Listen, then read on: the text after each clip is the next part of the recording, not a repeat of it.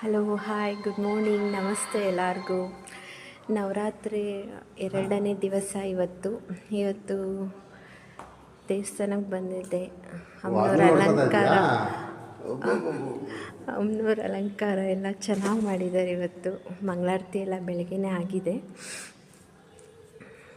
ಆ ಕಡೆ ಈ ಕಡೆ ದ್ವಾರಪಾಲಕರು ನೋಡ್ರಿ, ಅಮ್ಮ ಇವತ್ತು ಅರ್ಶಿಣದ ಅಲಂಕಾರ ಮಾಡಿದ್ದಾರೆ ತಾಯಿಗೆ. ಶರಾವತಿ ನಗರದ ಚಾಮುಂಡೇಶ್ವರಿ.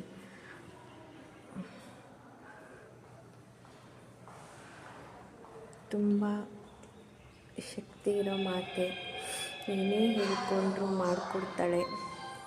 ತುಂಬ ಜನ ನಡ್ಕೋತಾರೆ ತಾಯಿಗೆ.